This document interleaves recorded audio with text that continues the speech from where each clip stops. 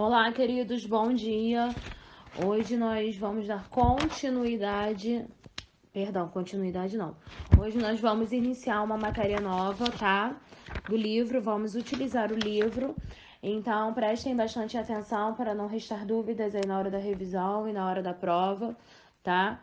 Hoje nós vamos identificar mudanças no sentido das palavras conforme seus contextos de uso. E vamos estabelecer relações de sentido entre as palavras e vocês vão compreender o conceito de sinônimos, antônimos, parônimos, hiperônimos e hipônimos, ok? Bastante coisa, né? Bastante coisa. Então prestem bastante atenção. Qualquer dúvida vocês tirem aqui. Não esperem o Gabriel mandarem a resposta, tá? Vocês podem me perguntar. Façam igual o Gabriel, participem da aula para vocês tirarem a dúvida de vocês. Sigam o exemplo dele. Vamos lá. Página 87, 88, 89. As palavras e seus significados. Já sabemos que o livro começa com uma interpretação de texto, logo após vamos iniciar a aula gramatical. Quando falamos ou escrevemos, combinamos palavras tendo em vista nosso objetivo. Número 1. Veja exemplo na manchete de uma notícia publicada na Folha de São Paulo em 9/5/2013 a respeito de um vazamento de óleo ocorrido após uma tentativa de furto. Mancha de óleo no Rio Paraíba do Sul é dispersada após vazamento. Segundo o dicionário, dispersar significa disseminar, desbaratar, afugentar, espalhar. Na manchete, a palavra foi usada no sentido de espalhar. Imagine que a manchete fosse esta. Mancha de óleo no Rio Paraíba do Sul é espalhada após vazamento. Analise o sentido dessa nova manchete e responda as questões. Ao trocar a palavra dispersada por espalhada, há alguma mudança no sentido da frase? Perdão, vou refazer essa pergunta, tá? Ao trocar a palavra dispersada por espalhada, há alguma mudança no sentido da frase? Aí vocês vão falar que sim ou que não, tá bom? E vocês vão me explicar o porquê. B. Com base em sua resposta ao item anterior, é possível afirmar que... Tem as alternativas e vocês vão assinalar um X numa única alternativa. Ao fazermos escolhas linguísticas, levamos em conta o significado das palavras e o contexto em que estão sendo utilizadas. Vamos lá. A significação das palavras ou expressões é estudada pela semântica, parte da gramática que tem por objetivo analisar as palavras do ponto de vista de seus significados nos textos. Relações de sentidos entre as palavras, de sentido entre as palavras. As palavras ou expressões da língua, quando combinadas para formar frases ou textos, podem estabelecer diferentes relações de sentido. Veja a seguir essas relações. Sinônimos são palavras que, em um determinado contexto, têm significados semelhantes. Exemplos: a casa de meus pais fica em Piraju. A residência de meus pais fica em Piraju. A casa, residência, sinônimo de casa. Antônimos são palavras que, em um determinado contexto, têm significados opostos. Exemplos: todas as luzes se acenderam para comemorar a vitória do nosso time. Todas as luzes se apagaram para comemorar a vitória do nosso time.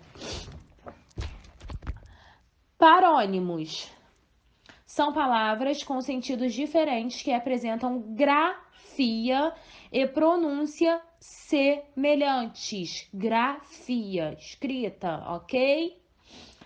Exemplos: o professor ratificou a data da avaliação. Confirmou, ratificou, confirmou. O professor retificou a nota da redação do aluno.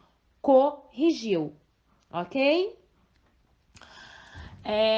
Lembrando que a prova, ela vai cair toda a matéria do segundo bimestre, tá bom? Pode deixar que eu vou fazer uma prova caprichada. Hiperônimos e hipônimos. Existem também palavras que em um contexto possuem um sentido mais genérico e outras um sentido mais específico. Exemplos: o óleo não causou a morte de animais. Hiperônimo, palavra de sentido genérico. Pensaram que ia ficar só no sinônimo e no antônimo, né? Não será tão simples assim. Brincadeira, gente, mas hiperônimos e hipônimos, prestem bastante atenção. Hiperônimos, tá? O óleo não causou a morte de peixes. Peixes, hipônimo, palavra de sentido específico. Portanto, animais é um hiperônimo de peixes e peixes é um hipônimo de animais. Os hiperônimos e hipônimos são palavras que pertencem ao mesmo campo semântico. A relação entre elas é muito útil para a retomada de elementos textuais na produção de textos orais e escritos. Exemplos: a criança, o jovem, o adulto e o idoso necessitam de afeto e solidariedade. Porém, o ser humano parece ainda não se dar conta desse fato. Realmente é por minha conta. Criança, jovem, adulto, idoso. Hipônimos: ser humano. Hiperônimo. A flora é intensamente prejudicada pelo descaso do homem. Árvores, flores, frutos morrem diariamente devido à excessiva poluição. Flora, hiperônimo. Árvores, flores e frutos, hipônimos. Umas intercalam a outra, entendeu? Vamos lá. Aplicando. A notícia a seguir foi publicada em um jornal de grande circulação e traz uma informação importante sobre a língua que falamos. Leia. Vocês vão ler o texto para conseguir fazer o exercício.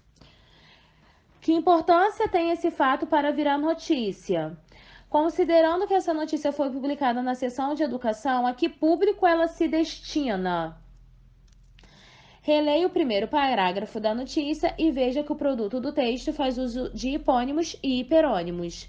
No primeiro período, as palavras língua portuguesa e idioma pertencem ao mesmo campo semântico. Falei isso anteriormente. Qual delas tem um sentido mais genérico e como pode ser chamada? Vocês vão escrever aí. E qual tem um sentido mais específico e como pode ser chamada? Nós falamos anteriormente também. Considerando o segundo período, podemos afirmar que... Aí são duas alternativas que estão corretas, ok?